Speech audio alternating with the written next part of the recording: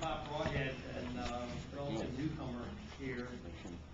But I'm glad to hear your in the slideshow and what you're saying about preserving rural character of farmland here. About half a year ago, a number of us here at the community center started meeting and looking at the future and talking about what we'd like to see happen in the next 10 or 20 years here.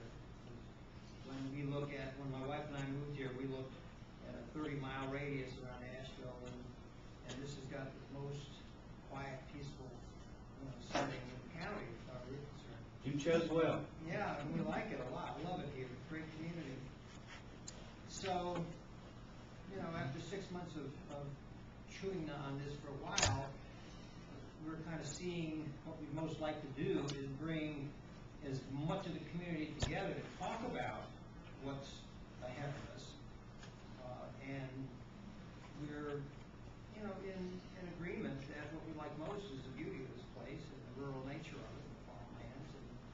And so we're talking about what is the community vision for the future and what are the possible ways we can go about keeping change from rushing in and knocking us around. So I didn't realize that part of what you're doing is an ability to facilitate keeping farmland the way it is. And anyway, part of what I wanted to say was that a month from now we're going to have a meeting here and hopefully double this number of people over here to talk about exactly this and what can we do as a community to put our heads together and agree on a vision for the future, what we'd like to see happen here as the years come on.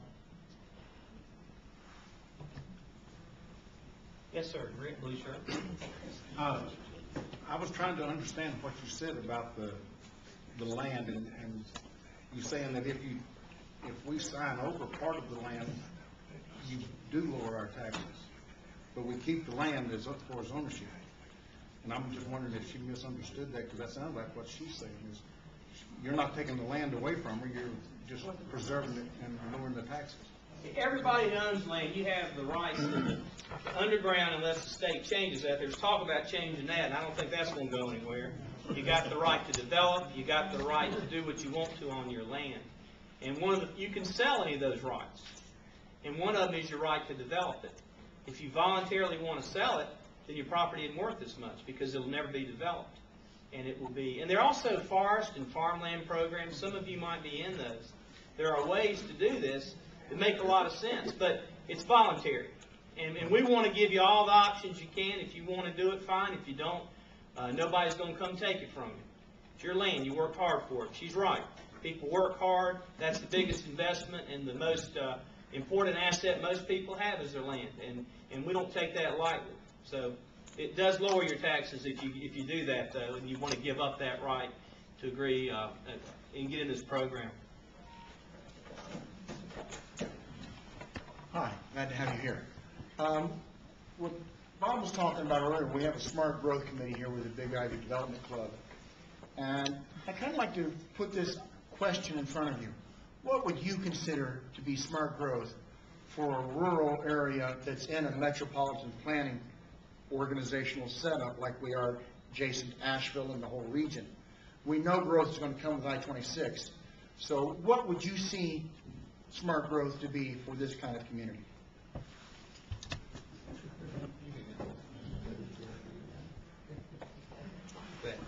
Well, I think one of the reasons you're here is because of the open spaces.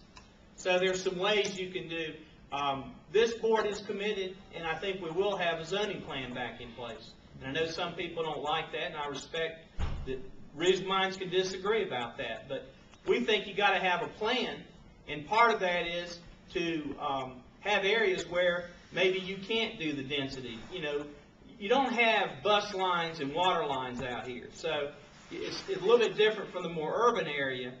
But I'd love to see you can have overlays on top of zoning where you say you're going to give incentives for not building on the ridge tops, for not building where the farmlands are, even without the conservation easements.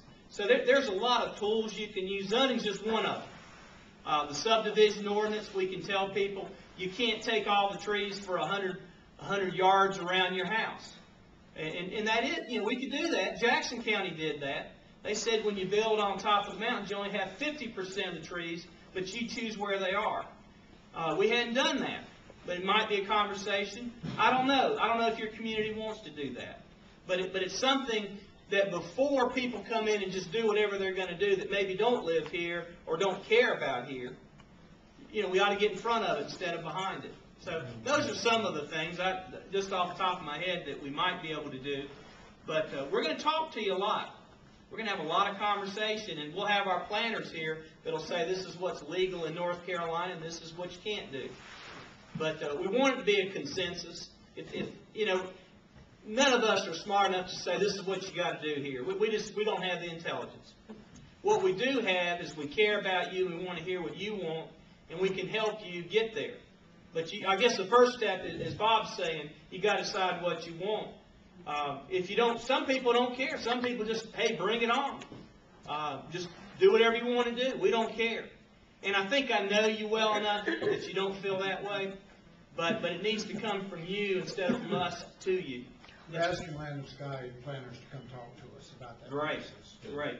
Good. That's good, because they know a broad thing. They kind of go 4 counties, and Carol Peterson has been our rep. I think Holly Jones is now, but they have a broad perspective, and that's a good thing to do, to get people, Institute of Government, Land and Sky, because they can tell you the whole gamut instead of maybe just what's been done We're around trying here. to start that process with You're way ahead for doing that, and you'll be glad. No matter what you come up with, you'll make a considered choice instead of just letting it happen, because I hope nobody here doesn't think that people aren't chomping at the bit to move here and put up buildings everywhere, because this is a beautiful area and people know about it. So after this economic downturn starts heading up, people are going to sell those homes in Miami and Hackensack, New Jersey, and Cleveland, and they're going to be coming to this area and all around here. So don't kid yourself. It's just a lull in the action, because people love it here.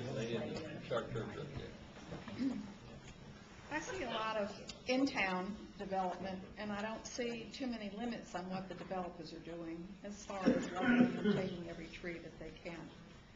And I think that most of the people that are here tonight that are new in this community, in this area, feel that very strongly, and we're looking to you as our commissioners and doing something about it. Now, I realize that development has to come in.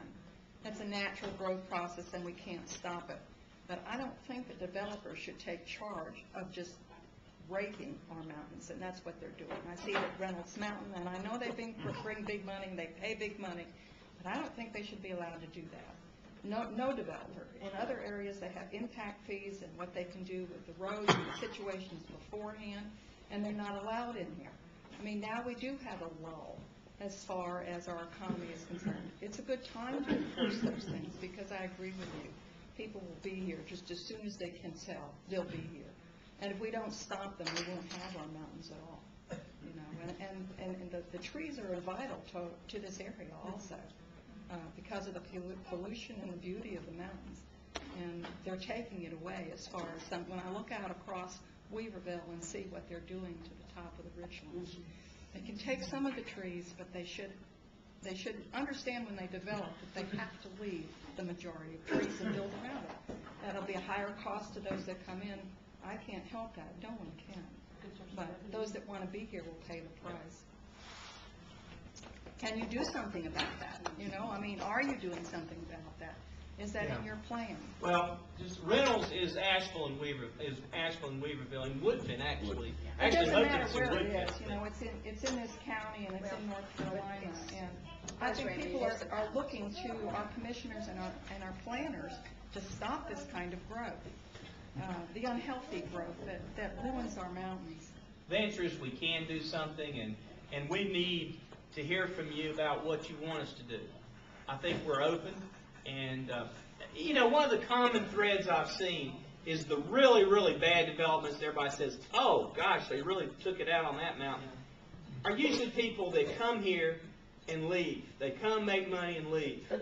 The folks that live here, they've gone along pretty good. They know how to develop them. They know how to put the roads in. They know how to put the house sites in. and you don't have as